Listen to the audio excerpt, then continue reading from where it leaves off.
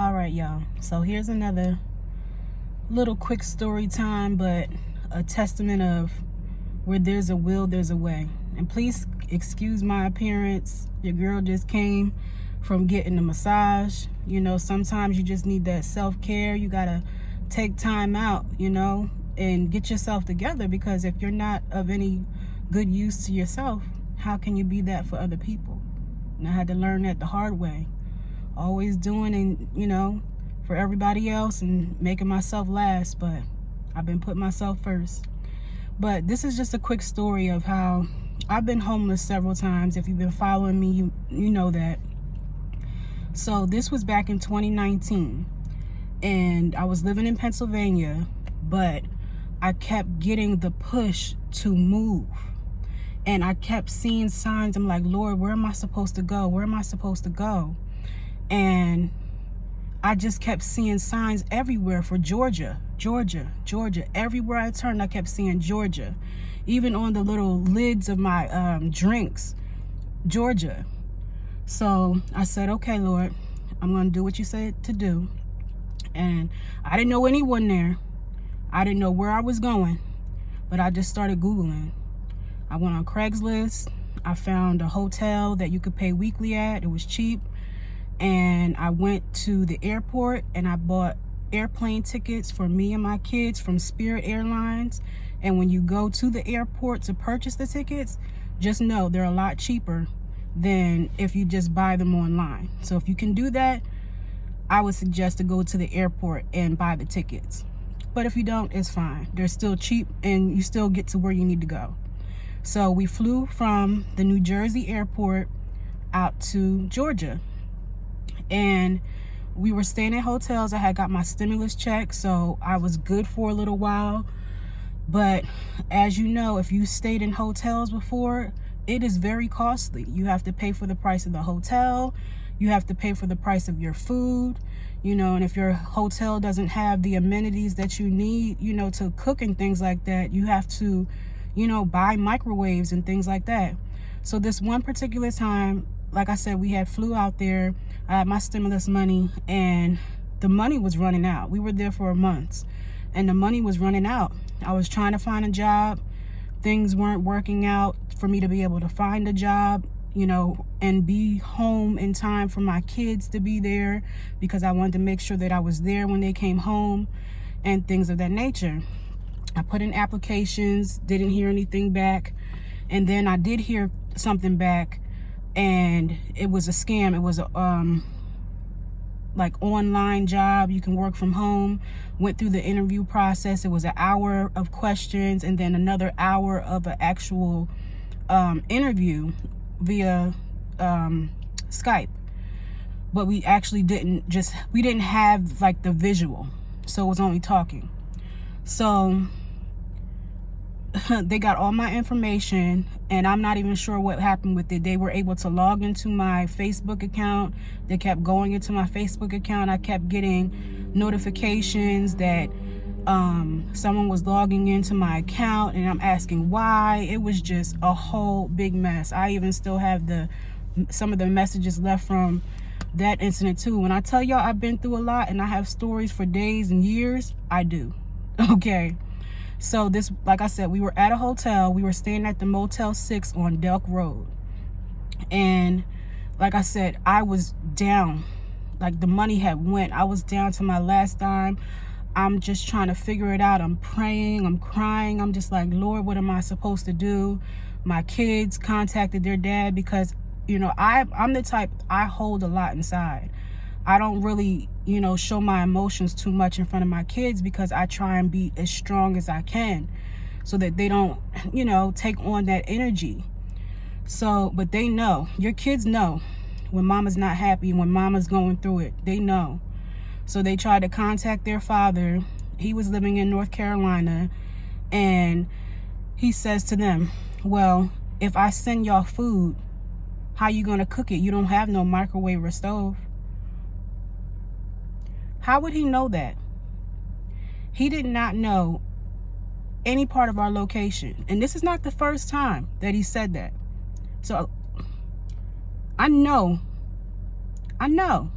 he's been stalking. He's been stalking. I know that. But he says that to them. And I'm like, well, how would he know that if he doesn't even know our location? He didn't know where we were staying at. There's plenty of hotels that have microwaves and refrigerators. And we were in one, but not at that time. We had moved to a different hotel because where we were staying at that had the microwave and the refrigerator, I was trying to apply for a job there as a receptionist. I went through the interview process. She said everything went good, but in order to work there, they were no longer allowing people who were staying at the hotel to be able to work there as well. So we had to move from that hotel, and I felt like that would be the best thing for us to move from that hotel to another hotel that was right down the same street on Delk Road, and then I could just, take the bus or walk to the job every day. That never came through. So like I said, we were at the Motel 6. I was down to my last dime, and I did not know how, where, when, why something was going to come through. I had contacted this shelter called Must Ministries, and they helped out a lot. At that moment, I didn't have the help, but they helped out a lot. That's going to come in another story. But what wound up happening that day is, like I said, I was crying and I was praying. My kids, there's a gas station that was like maybe 3 minutes down the road. My kids, all 4 of them, decided that they were going to go out because there were other kids around there that lived at the hotel, had their scooters, and they would go outside and play. It was a big courtyard and everything. They decided they were going to go down to Racetrack and stand there with the bucket and ask people for money. I didn't know that. I had no idea. I just thought they were outside getting some fresh air. I was trying to figure things out. And I was praying. And it was this ministry that was out there. They had, it was like in a storefront, and it was called The Table.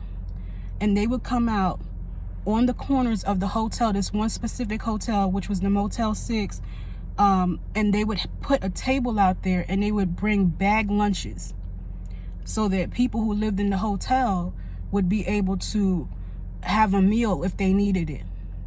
And they would do that every week, a couple times a week. They also had children's Bible study. They had women's Bible study right in there. They would come and pick the kids up with the van that they had and take them over there, and they would have a little free time over there, and they would cook and learn about God and things like that, which was such a blessing. And I appreciate those ladies out there. I really do. So like I said, the kids went to the gas station. They stood out there with the bucket. Next thing you know, it was about an hour had went past, and all I hear is a banging on the door at the hotel room. Banging and banging and banging. I'm like, what in the world is going on? I get up off the bed. I'm all weak from crying and just trying to figure out, how I'm going to do this. Because, I couldn't get into the shelter or anything like that at the time. They came banging at the door with the ladies from the table. And the kids had a bucket of money, saying, Mom, look what we did. Look what we did. I was like, where did you get all this money from? They were like, we just stood out there in front of the store and we just put a sign up and said we needed help, and people just started helping us. And I was like, y'all did not have to do that. Why did you do that?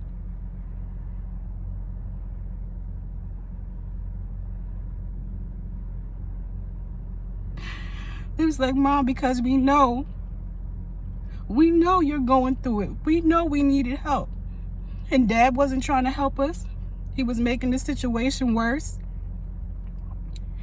And I'm just like, and the ladies were standing there, and they were like, the kids was like, we have enough for the room for tonight.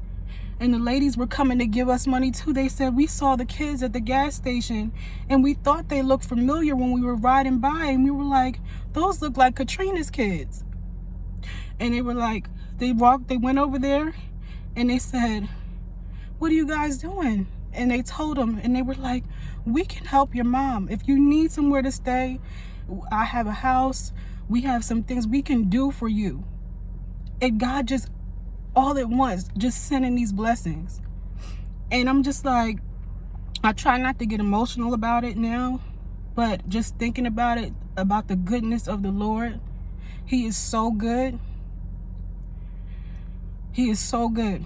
And he always comes through just in the nick of time, y'all. Always. So never give up hope. Never give up. From there, like I said, we were able to pay for the room. And then I was able to get in contact with Must Ministries, where they had, they didn't have any availability for us, my family size of 5 at the time.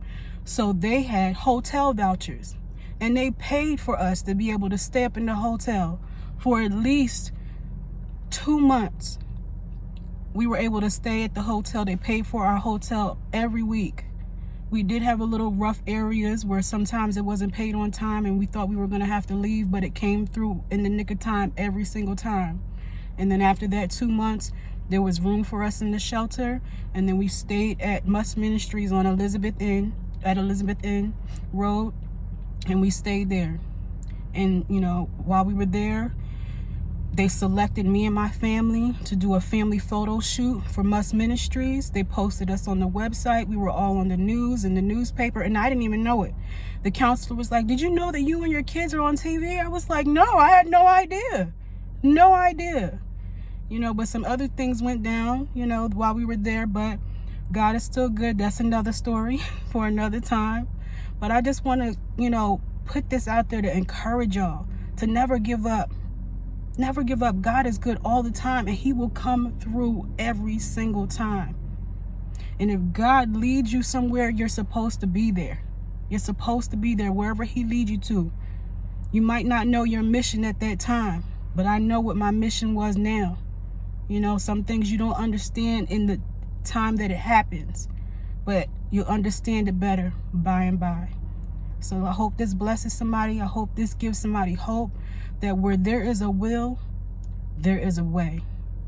Y'all have a blessed and wonderful day.